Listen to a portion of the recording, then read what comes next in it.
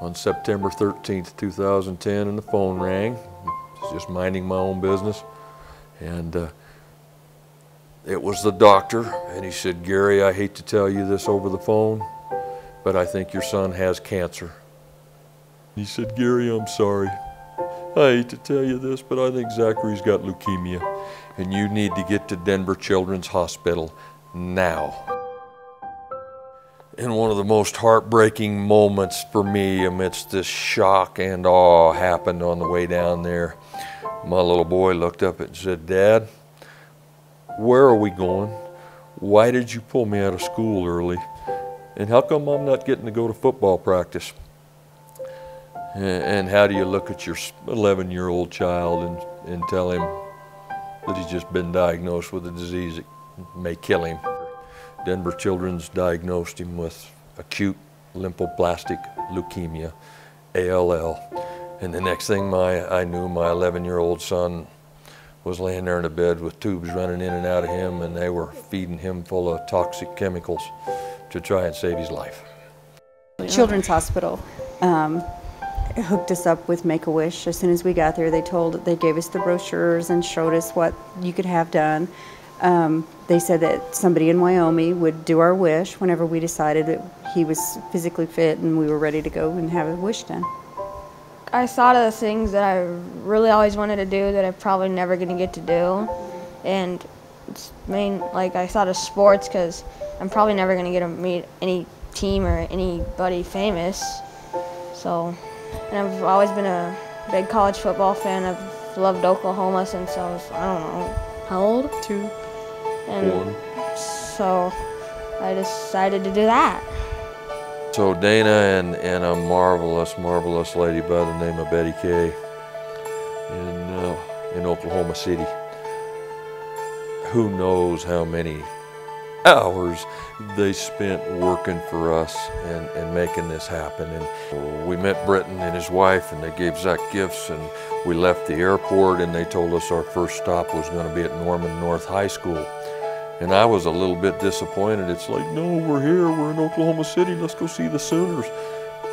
Why are we going to a high school? And he said, "Gary, it's just something they wanted to do." And so we drove south to the city and pulled up in front of this big, beautiful new high school, and got out of our car, and I'm still thinking, geez, what are we doing here? And we walked in this massive set of front doors at this high school. And when we walked in the front door, there was about 80 or 100 of the students from this high school from the DECA Club that had about a 60-foot banner that said, "Welcome, Zachary." And the second we opened the door, these 80 or 100 students, high school kids, let out this huge roar and standing ovation for my son. Just caught us absolutely by surprise, and just brought tears to my eyes and chills up and down my spine. These people had never seen or met this kid before in their lives, and it was genuine, and it's like, oh my, wow. And she gave me this she gave me the secret passcode to inside of the facility, and then we toured it, and then we went onto the field of their practice, and Mr. Stoops came and introduced himself to me, and then we just talked for a while, and then I went over to watch the offense in Ryan Royals, and then they stopped for a while, and Mr. Stoops introduced him to me, and I took a couple pictures, and then they went back to practice, and then practice got over, and me and Ryan and another wide receiver named Kenny Stills were playing after. We played baseball. They had tennis balls. They do drills for wide receivers. The coaches would throw tennis balls up, and they would catch them with their hands. And we played baseball with the end zone pylon and a tennis ball. Huddled up around. They had just finished practice. It's what you call breaking down the huddle. And they do a little chant, a little cheer, and Coach Stoops grabbed Zach and said, "Buddy, why don't you come break the huddle down tonight?" And so if you looked real hard, you could see that little bitty boy in there amongst these giants, and Zach gave him a chant and broke the huddle down, and it was, yeah, that was awesome. And he showed me another tour, and he showed me like the national championship trophies, and we went into their equipment room, and he started whenever they play like a team, they trade helmets. Both the teams trade helmets, and they had like every team in Division I, I guess, of college football, like the higher known schools. Even Wyoming, I think, had a helmet there, didn't they? Yeah. And then he tried them all on. I tried a couple on, and then he showed me all the helmets. And Julie, his personal secretary, took us up to Coach Stoops' office, and he's got a case, not unlike this one, that's full of watches and rings that he has been given for winning bowl games and championships and on and on and on. And Julie popped the lid off and said, "Here, try these on, Zach," and just let him have his way with this very private, personal collection of this jewelry worth a fortune. And just then Coach Stoops walked in his office and caught us. And it's just could not have been more awesome. He said, "Which one fits you the best?" I didn't know this again. We got in our minivan, and I had no clue where we were going, and then I kind of like figured it out. We went to the Oklahoma Sooners basketball arena, and I got to watch the girls for a minute, and then Julie's like, "Come on, let's go meet the boys team," and I got to meet their coach and all the players, and I got to kind of like practice with them in a way, and it was really cool. I got to meet all of them, and there was this giant, I guess, Hummer limousine, which was awesome.